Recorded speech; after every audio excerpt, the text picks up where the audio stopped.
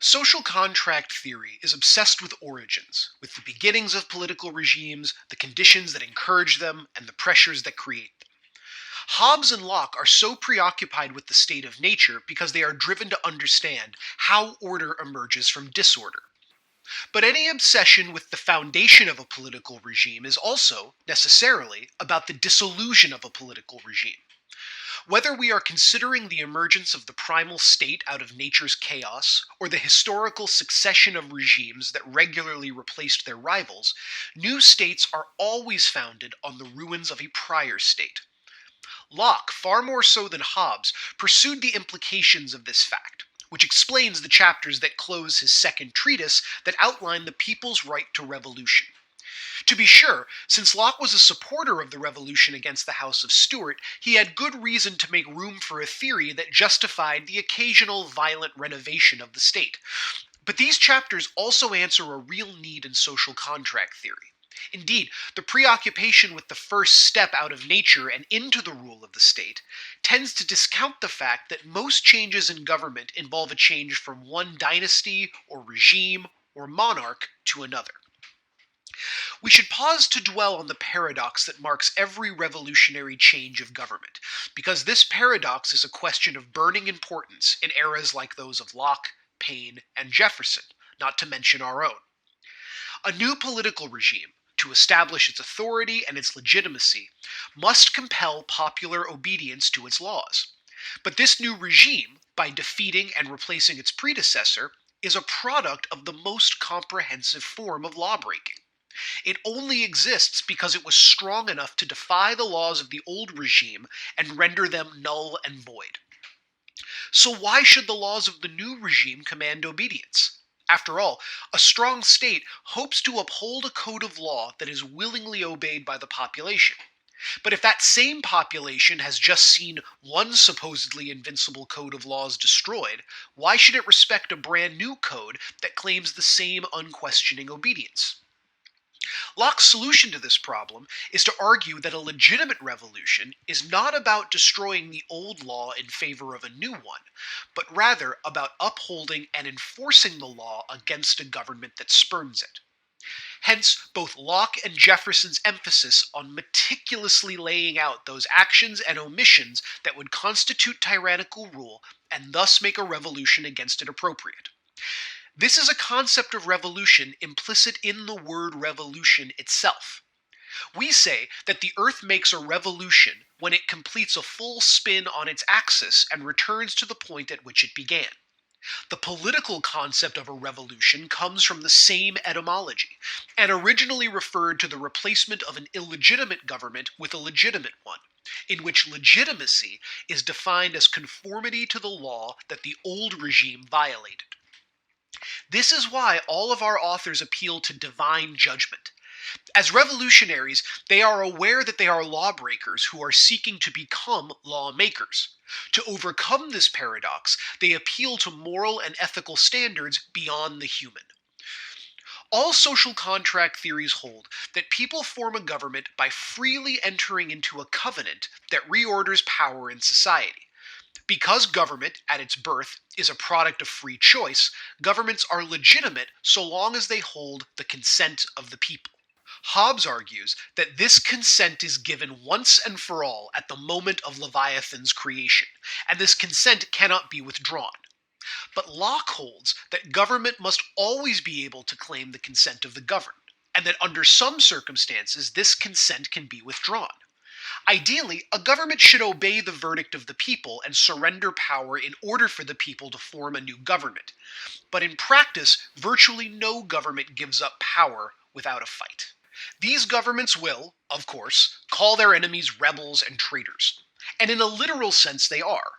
What Locke wants to do is to make sure his master political theory includes mechanisms that allow rebels to become upholders of a higher law, and so make it possible for a new political regime to claim continuity with the popular will and hence establish itself as a legitimate law-making authority. Locke is very clear that there are limited circumstances in which revolution is appropriate, and that extra-legal politics can only be attempted once every option for reform within the rules of the existing regime fails. But unless there is some mechanism for correcting abuses that cannot be otherwise addressed, all political systems will tend toward tyranny. Revolution, then, is a kind of sacred act, since it claims the authority to change rules that have already been held to be inviolable. If tyrants and grifters claim power legally and manipulate the system with such skill that their crimes take on the appearance of legality, how else can oppressed citizens resist arbitrary power hiding behind the power of the law? If all resistance to that tyranny is deemed to be illegal and criminal, then any kind of violent repression is justified by a cynical appeal to, quote, law and order. To capture the image of unrestrained tyranny, Locke compares the tyrant to Polyphemus, the monstrous Cyclops from Homer's Odyssey. In the story, the wandering Odysseus and his crew are shipwrecked on an archipelago of Cyclopses, a society of one-eyed brutes who live alone with their families, which are nothing more than jealously guarded personal property. Polyphemus captures Odysseus's crew and eats many of them before the sailors revolt and blind the giant and escape. For Locke, the worst tyranny is the tyranny of the despotic father. Polyphemus is a patriarch in a society of patriarchs, where each male Cyclops is free to dominate and brutalize their wives and children in order to satisfy their own needs. This kind of violent exploitation harkens to life in the state of nature.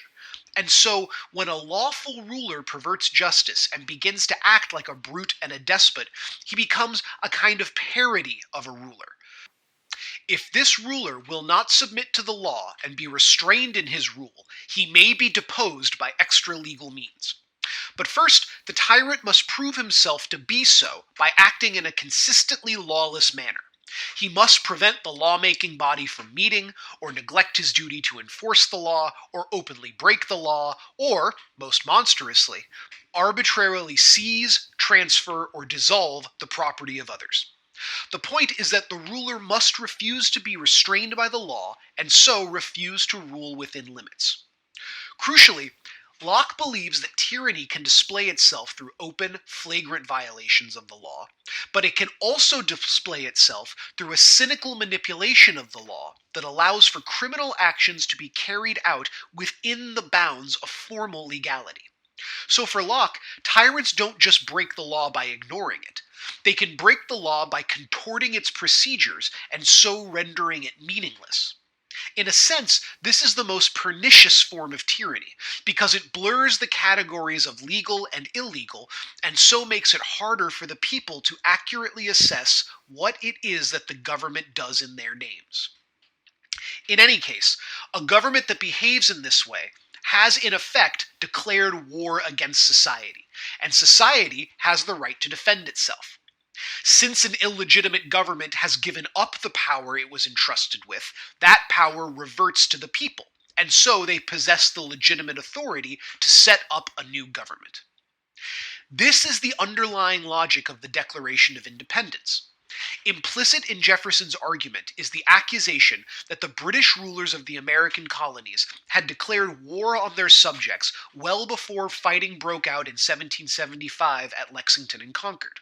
Rather, the outbreak of rebellion was the last step in the revolutionary process, which had been defined by increasingly arbitrary, erratic, and brutal British rule in the colonies. The idealistic opening of the Declaration is lifted entirely from Locke's thought. The irony, of course, is in how Locke's ideas read when mediated through a slaveholder, a representative of a slaveholding society in which any concept of equality was racially determined. While most attention to the Declaration is focused on these opening precepts, the heart of the Declaration is in the list of indictments against King George III, which Jefferson lists as evidence in favor of the gamble of American independence. I want to highlight a couple of points here, both to point out where Jefferson stuck closely to Locke's thinking and where he made an important departure. Jefferson condemns King George in Lockean terms when he accuses George of suspending colonial laws and charters, dispersing their assemblies, and imposing direct royal authority over them. Jefferson was on solid ground here, at least from the perspective of the revolutionaries. From this point of view, since 1763, the royal government had relentlessly ground down colonial autonomy and violated the colonial understanding of their status within the British Empire. Of course, from the Loyalist point of view, this might have just been an aggressive government response to unrest and disorder, a kind of law and order campaign to crack down on troublemakers. But Jefferson also condemns the king in terms that had a particular resonance for the men who organized colonial resistance.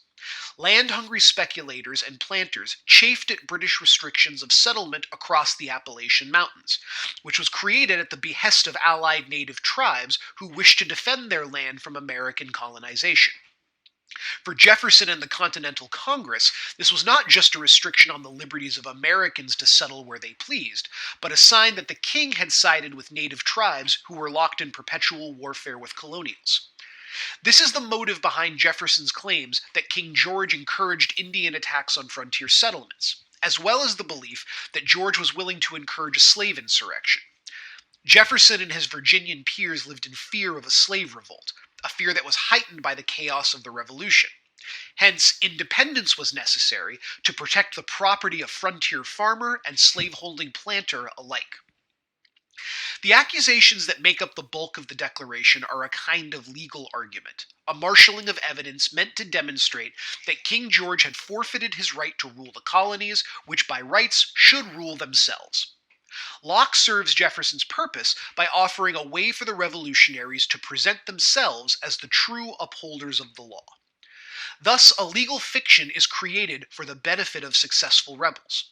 If rebels overthrow the old regime in favor of a new one, this new government is invested with sovereign power by the consent of the people, and so is the legitimate source of law.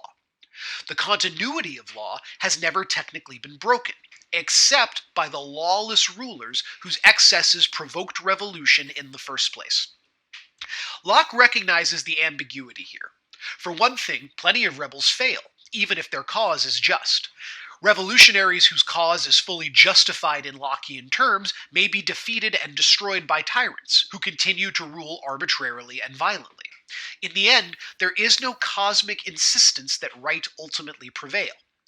So the struggle between rulers and ruled, oppressors and oppressed, is ultimately decided through God's inscrutable will. The question of which side in a conflict was right and which was wrong is settled by the outcome. The victorious side, by virtue of having won, is in the right. They have God on their side, while the losers do not. Consider the possible fates of Thomas Jefferson. The present-day battle over Jefferson's meaning and legacy is itself reflective of this success. The ugly contradictions of Jefferson's life are of interest to us because he was a successful rebel. Had the revolution failed and had its leaders been hanged, he and Washington and Paine and all of the other revered founders would be footnotes in history, another gang of insurgents crushed by the weight of empire. Paine catches this tension in Common Sense, which was published in January 1776, 6 months before the issuing of the Declaration of Independence. Common Sense was a sensation. 100,000 copies were distributed in the first year of publication, among an American population of about 3 million people. Everyone in the colonies knew of Paine's arguments, and everyone debated their meaning in the context of political convulsion and open warfare. Paine takes for granted a kind of popular Lockeanism, which holds that government is a tragic necessity and hence must be limited in its powers and under the scrutiny of the people at all times. This simple republicanism is contrasted with a lawless king, the descendant of murderous bandits who ruled through force and superstition. The old world, with its kings and priests, its corruption and its compromises, need not be implanted in the new world. The conditions of American life present a unique historical chance to begin the world over again, to renew the human race and purge it of servility. This utopian enthusiasm is a key aspect of American political culture. The hope for a transformed world, cleansed of its old sins, is one of the key emotional drivers of American politics, and it has been from the beginning. But none of this is possible if the rebels fail in their efforts. There is no guarantee that the world can begin anew, just a possibility that hinged on an unlikely victory. Both Locke and Paine, in their own ways, are offering a meditation on history.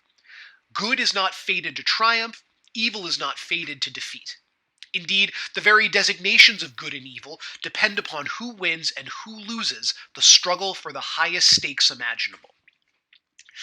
Abraham Lincoln understood Locke's ambiguity here, which he expressed in his second inaugural address, the single most sublime, terrifying piece of presidential rhetoric in our history. Lincoln gave this speech in March 1865, a month before he was murdered. Union armies were on the verge of crushing the Confederacy, raising the question of how to rebuild the country now that the rebellion in defense of slavery was defeated. Slavery itself was in ruins, and the question of how to bring millions of newly freed Americans into political society threatened renewed conflict. Lincoln rejected any note of triumphalism. The contest was in God's hands, and God's ways are not our ways. Lincoln said of the Union and Confederate sides that, quote, both read the same Bible and pray to the same God, and each invokes his aid against the other. The prayers of both could not be answered. That of neither has been answered fully. The Almighty has his own purposes. If we shall suppose that American slavery is one of those offenses which, in the providence of God, must needs come, but which, having continued through his appointed time, he now wills to remove, and that he gives to both North and South this terrible war as the woe due to those by whom the offense came. Shall we discern therein any departure from those divine attributes which the believers in a living God always ascribe to him? End quote. The victory of one side or another on the battlefields of the war were not expressions of the virtue or vice of each side, but an expression of God's mysterious will working itself out in the world. Lincoln is plain that even mere humans can see that the sin of slavery must provoke some retribution. But this is not to say that God endorses one side or the other. What matters is that the suffering of the war cleanses the country of the sin of slavery. Quote, fondly do we hope, fervently do we pray, that this mighty scourge of war may speedily pass away. Yet if God wills that it continue until all the wealth piled by the bondsman's 250 years of unrequited toil shall be sunk, and until every drop of blood drawn with the lash shall be paid by another drawn with the sword, as was said 3,000 years ago, so still it must be said, the judgments of the Lord are true and righteous altogether. End quote. Even if the war destroyed the foundations of the country, this could not be seen as a curse or a misfortune. Even at its worst, the war is an act of justice delivered in response to sin. Without saying his name or quoting his work, Lincoln channels Locke's thought on the question of political revolution in his most moving speech. It is one more reminder of the profound influence that Locke's liberalism has had on the American political imagination.